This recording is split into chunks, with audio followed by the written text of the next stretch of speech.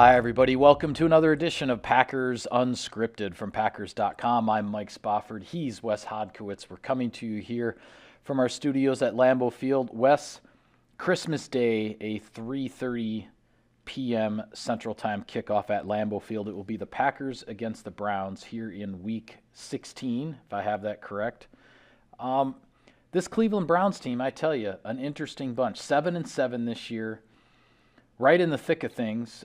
They went from having a chance to be in first place in the AFC North had they hung on and been able to beat the Las Vegas Raiders on Monday night, but by losing that game on a walk-off field goal, they drop all the way to last place in the AFC North because things are so bunched up so tightly in that division.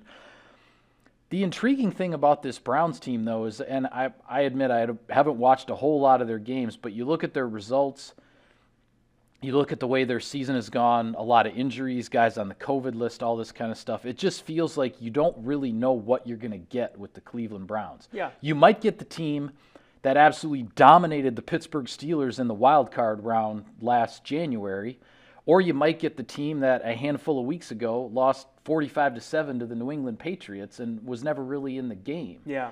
And I guess that's how you end up 7-7 and fighting for your playoff life here the last 3 weeks of the regular season. Well, and in that division too, Mike, doesn't it kind of feel like it's going to end up coming down to some kind of tiebreaker that ultimately decides a 10 or maybe even a 9-win team from winning that division?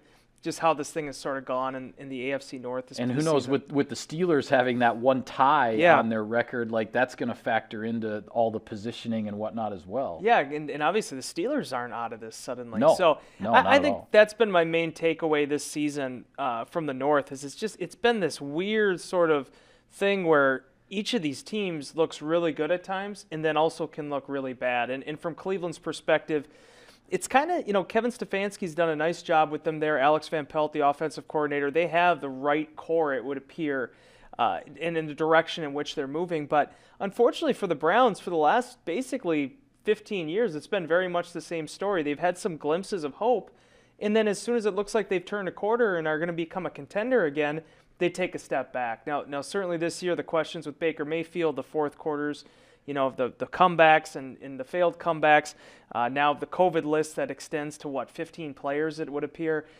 There's been a lot for the Browns to overcome, but as I was telling our readers in Insider Inbox this week, offensively and defensively, they have guys you have to be aware of. I mean, Nick Chubb is in the conversation for the top 5, top 3 running backs in the National Football League right now. Yeah. And they still have a lot of weapons in this offense despite the fact that Odell Beckham Jr. left. So it's going to be a battle, and I think that's the number one thing that Matt LaFleur is probably going to be talking to these guys about is this is a Browns team that is basically going to be playing for its season because there is not a lot of wiggle room. If you don't win that division, it's going to be a logjam as trying to get those wild card spots, and every win is going to matter. Yeah, absolutely. There are 3 names with this Browns team that jump off the page at me. You mentioned one of them already in Nick Chubb. This guy is a dynamic running back. And this is a Browns team with Kevin Stefanski at the helm. They are determined to run the football. They like to run the football. I think that's going to be one of the key elements to this game is how well the Browns potentially can establish the ground game in carving their way toward a potential upset of the Packers here.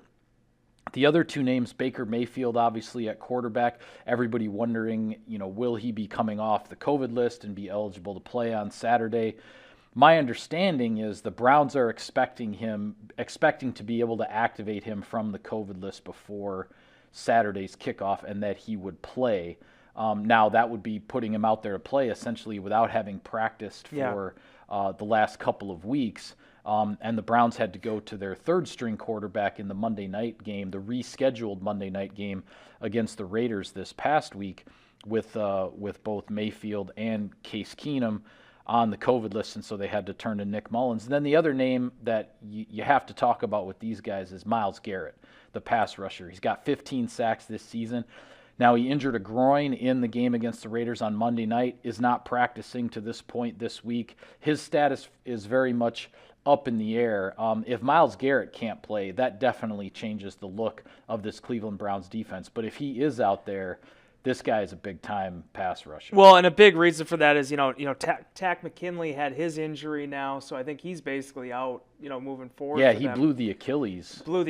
Yeah. So then, Jadeveon Clowney is their next leading sack guy. I think he has 5 on the season, or maybe 6.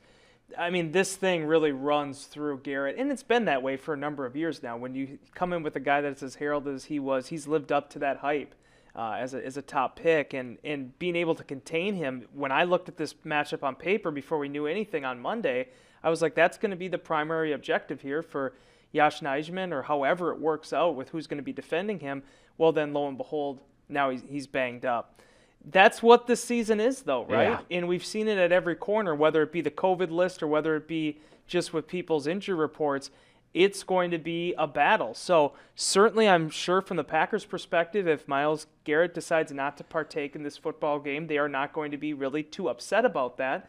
But certainly, as Matt LaFleur has kind of talked about, and some of these other defensive and offensive players have assessed, you got to just sort of look at what they have. And, Eric Stokes was the one that touched on this on Wednesday, is that you watch the film of what these teams look like when they have all their pieces. And then you kind of draw in and fill in the rest from there. And the thing is that when Cleveland was 100%, when they had what they felt to be their full complement of players, this was a legitimate contender in the AFC. So I think that's the version of the Browns you have to be prepared for, because, again, them coming in on Christmas, them understanding that time is ticking, this is going to be basically kind of almost a playing game for them in relation to the postseason. Yeah, absolutely. They're playing for their season, and I think with everything that's gone on with this team, with the injuries and the COVID and stuff like that, particularly if you get your quarterback back, if Baker Mayfield comes back, even if he hasn't practiced, but if he's activated and he's able to play, that's the kind of thing that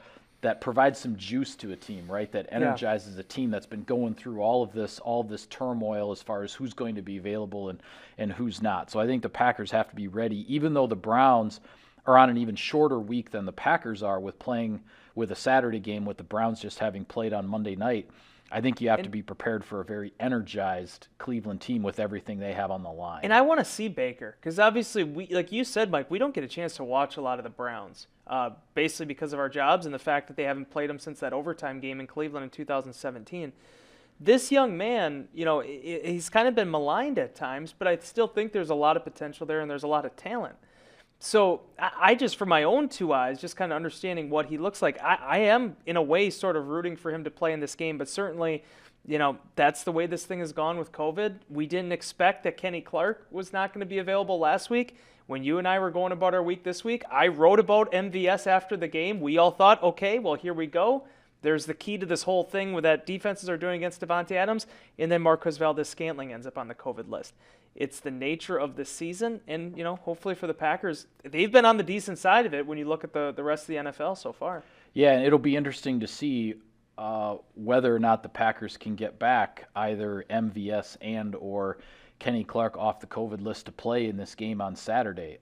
The possibility is there, but there's also not necessarily any guarantee that that's going to happen, and if either one is able to come off the list, what kind of impact they would be able to have. So it very much kind of it just feels like a wait and see thing, waiting up until kickoff on Saturday if the Packers are going to have these guys. Matt LaFleur always plays these things pretty close to the vest, but kind of like Mike McCarthy back in the day with the hard-pressed, if somebody so-and-so would be hard-pressed to play in this game.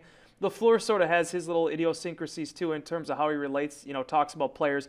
It does sound like there is a really legitimate optimism there that Clark could be available. Yeah. Certainly you got to go through the process this week. MVS is the one that, and the reason I think that too is because on a normal timeline, this would have been within the boundaries for Clark to play. MVS now becomes sort of the guinea pig here, because you start to wonder, okay, with these new COVID rules, what does that mean in terms of when he becomes asymptomatic or when he's available to be, back out there? That's the stuff over these next couple weeks, Mike, we're just going to have to kind of figure out, because until that happens, where a guy tests positive but then plays in the next game, you're kind of just sitting here wondering, when that other foot is going to drop. Yeah, absolutely. Well, a little bit of shout out to our sponsors here, Wes. Sirius XM NFL Radio delivers hard-hitting analysis and up-to-the-minute NFL news that true football fanatics need 24/7, 365. And at Cousin Subs, we have something for everyone, like our Wisconsin cheese curds, mac and cheese, golden fries, and creamy shakes, all paired with your favorite sub or sub in a bowl. Cousin Subs, we believe in better. All right, a couple of items of Packers news to get to before we focus on our keys to victory.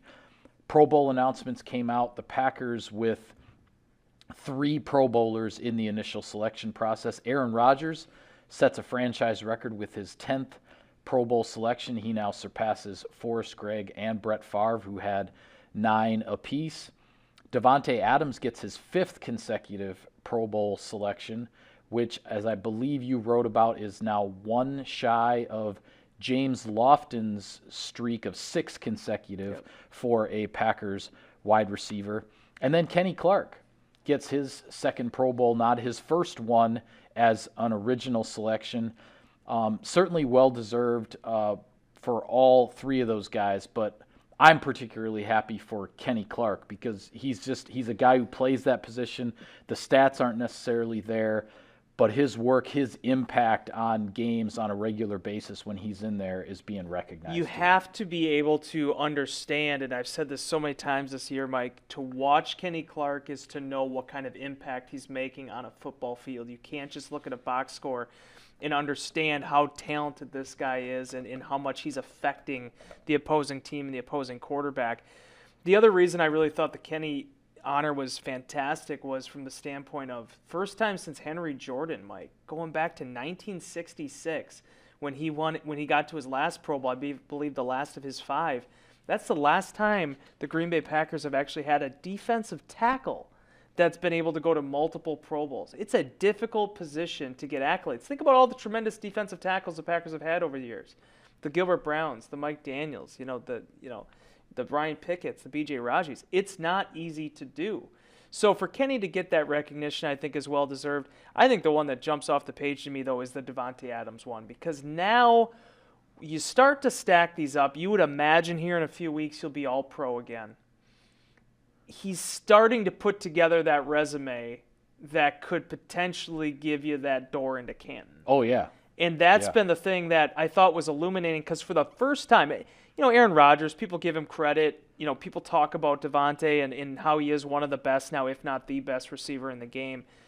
But when he was speaking to the media, and I can't even remember if it was to your question or who asked it, but when he was talking about that the thing he thinks about the most now is the gold jacket. To my recollection, that was the first time Davante has uttered those words out of his mouth. Yeah. And for him to start being able to channel that a little bit, that shows you the confidence of the young man, but also the self-reflection and understanding what he's accomplished in his first 8 NFL seasons.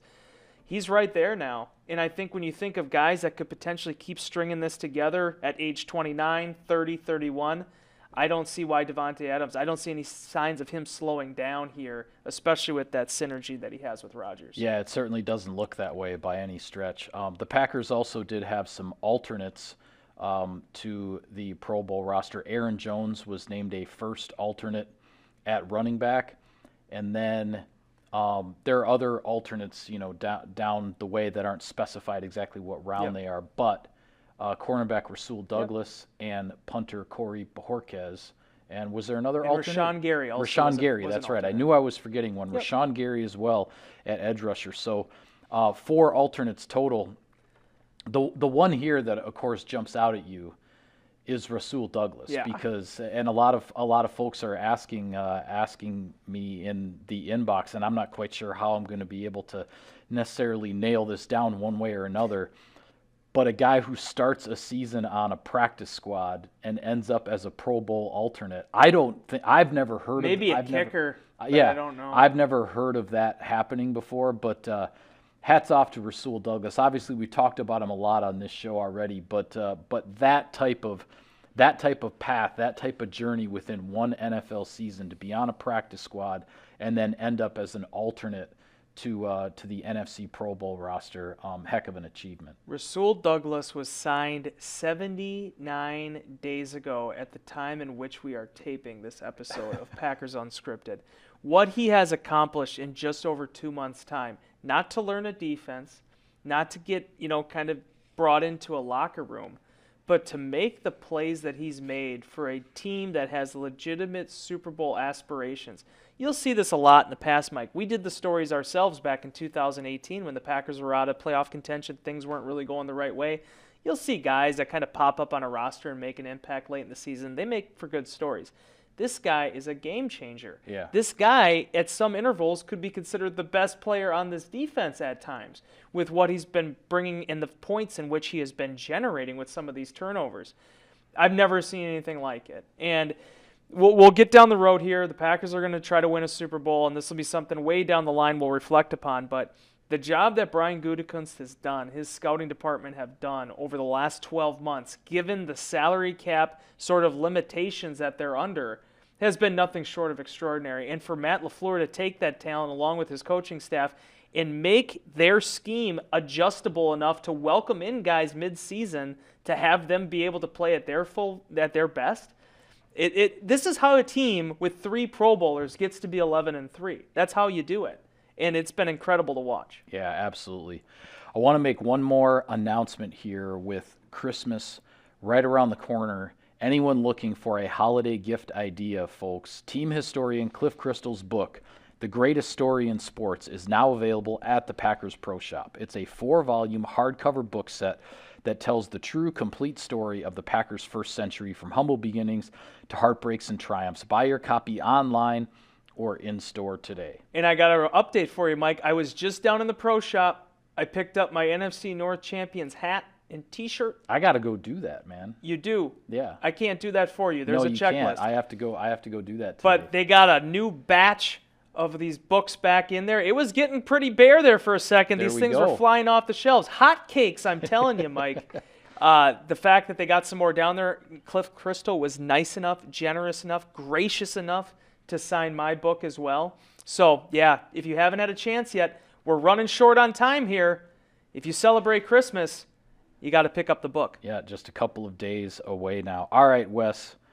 Saturday, Lambeau Field, Packers-Browns.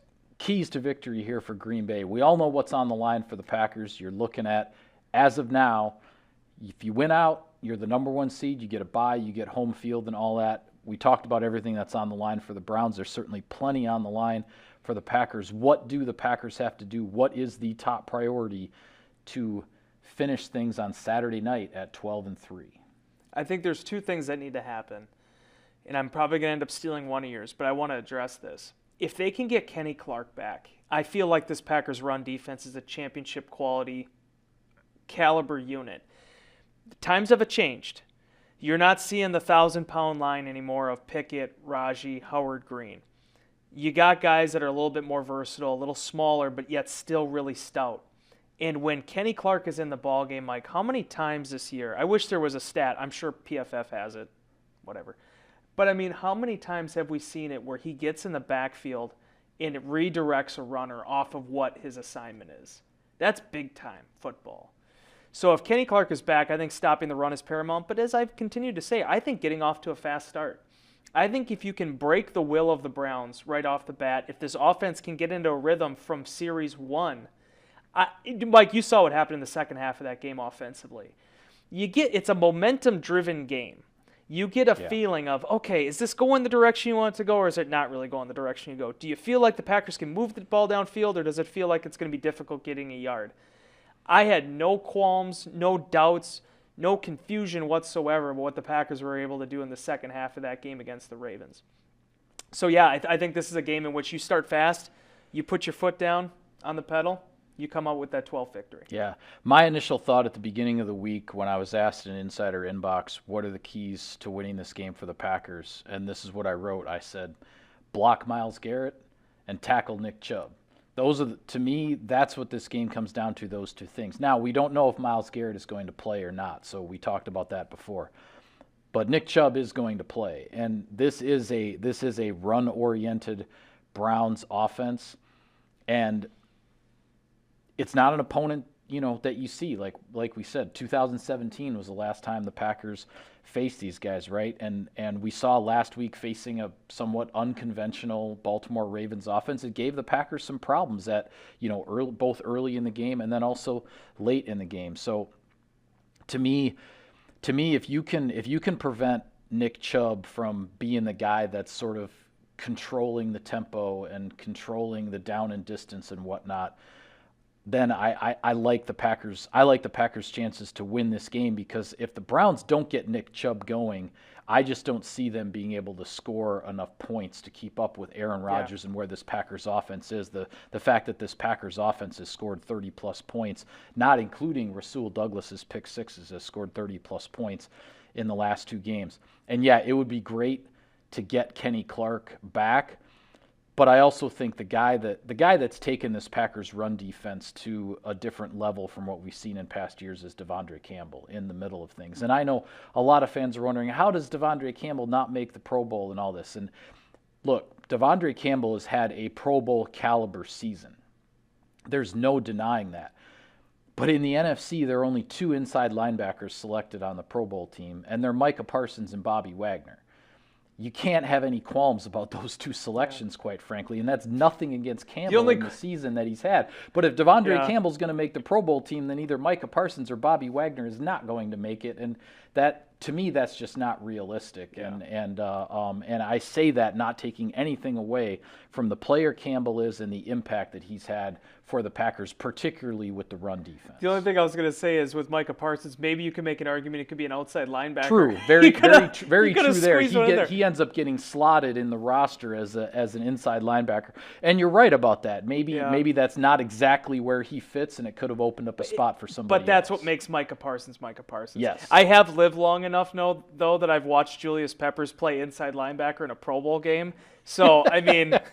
These are the things that happen with a very inexact science and imperfect system. And we've seen Clay Matthews play inside linebacker for half a season plus playoffs. So, there's that as well.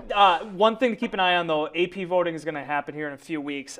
I'm telling you, man, even if Devondre Campbell doesn't make his way on the Pro Bowl, there are 4 spots for AP first and second team at inside linebacker. I'd be very interested to see if maybe some people out there, some educated writers, are able to take notice of them. It's a tough group to crack. We were talking about some of the names the other day. Inside linebacker in the NFC, it's a tough group to crack. But as you said, the 4 spots, first team, second team on the All-Pro, it'll be interesting to see. Quick shout out to Corey Lindsley too. He's a first team All-Pro center, and now he can finally call himself a Pro Bowler. There we go. Took the David Bakhtiari path towards got All Pro first, and then Pro Bowl came later. Couple quick thoughts I want to get from you, Wes, with regard to other games. The most important one on the slate as it relates to the Packers this week will be Sunday Night Football, the Washington football team at Dallas. The Cowboys, of course, looking to win the NFC East and stay in the hunt for the number 1 seed. They are the team that is the biggest threat to the number 1 seed that the Packers are trying to get right now, because even though they are 1 game behind the Packers at 10-4 with Green Bay at 11-3, they have the best NFC record, the best conference record, and they could steal that number 1 seed if they win out and the Packers were to lose a game. Conversely, if Dallas were to lose another game, suddenly the Packers have the leeway to the extent that they don't necessarily have to win out in order to get the number 1 seed. So that's an interesting one to keep an eye on here. And Washington, much like a lot of these teams in the NFC fighting for wildcard spots, that squad has a heck of a lot on the line Sunday night. Yeah, Mike, and that's part of it that I think is the most interesting here as this thing comes down the stretch. I was trying to get up the standings for everything, but our IT staff might have actually popped out for Christmas a little bit early. But that being said, listen, when you looked at your path to the playoffs, and I had a chance to thumb through it already, Dallas is such an interesting anomaly in this whole deal because of how their season lined up. The Packers have to play Cleveland this week. All the interconference, all the AFC stuff, that's already behind the Cowboys. They have an interesting slate here to finish the season against the NFC. So you won't be scoreboard watching because you're a game up right now on everybody. You just want to focus on beating the Cleveland Browns and getting on to the next one. But that being said, following what Dallas is going to do against the NFC is a really strange sort of anomaly that developed here over the last few weeks. And certainly, LA is still very much in this. Tampa Bay has a very favorable schedule. There's a lot out there for these other contenders to get up back into the race for the first seed. but it's Dallas. And Dallas has been a team, too, that has kind of gone through its own issues, its own ebbs and flows, and just seeing what that team looks like at the end of the season. I mean, because arguably they have the two most exciting young defensive players in the league right now. Yeah. It's going to be something to watch. Yeah. One last one to throw at you. Rams at Vikings. Rams on a very short I got my week, internet back. obviously having played on Tuesday night. Oh, you got your connection back. But now I'm on week 15. All right. Rams at Vikings, and I just bring this up because I mentioned it in the Path to the Playoffs piece, which is now posted on Packers.com. The Rams are 10-4. They're one of these four teams that is just one game behind the Packers in that chase for the top spot in the NFC. If you're a Packers fan, do you cheer for the Rams to get another loss, or because it's the Vikings and they're the NFC North rivals, do you not want to see your NFC North rival? Do you want to see your NFC North rivals' playoff chances take a hit, so you cheer for the Rams to beat Minnesota? What are your thoughts? So here's a great question, because I was talking to Stephen Huddy, our Packers social media coordinator, about this, because he was talking about how you really don't want to play the Rams, or you really don't want to play the Vikings, you really don't want to play the 49ers. The thing is so many gosh darn teams make the playoffs now. You're going to have to eventually see some of these guys make it. Yeah. So my thought is, I think Minnesota and San Francisco, both of those teams are fully capable of winning in the postseason. I don't know if they're going to be able to win 2 games in a row, though. But they're good enough that they can create some chaos. So that's why, in my mind, I look at it as the Packers want to get that first seed. They want to get the bye. Minnesota doesn't threaten them with that right now. Right. If you're the Packers, if you get the bye, you're not competing against a 7-team playoff field. You're competing against a 4-team field because by the time you have to play, 3 teams are eliminated. So my thought process is, yes, would Minnesota be riding on into Lambeau feeling pretty good about itself if they beat the Los Angeles Rams? Sure. But if the Green Bay Packers are the number 1 seed right now in the NFC, that shouldn't matter. You should take care of business against the Vikings. Hit them down. Get them back down there with the peasants. So my thought is it's like the more distance you create with these other top contenders, the better. Same thing I look at with the Cowboys right now. If the Cowboys can get knocked off the pedestal in one of these games, it gives you that much more breathing room. My thought is if the Green Bay Packers can go into Detroit, needing to win, I'm under no disillusions here that they're just going to be able to rest starters against Detroit with the way the setup works now. But if you're able to go in there and know that we just got to beat this Detroit team that's gone through a lot of problems this season to have the 1 seed in the bye, that's really the ultimate goal here. And then finally get that bye, get the week off. So I guess I tend to favor the Vikings in that matchup. All right, and with that, we'll call it a wrap on this edition of Packers Unscripted. Be sure to follow all of our coverage of Saturday's game against the Browns. We'll have it for you on Packers.com. For Wes, I am Mike. Thank you for tuning in, everybody. Merry Christmas. We will see you next time.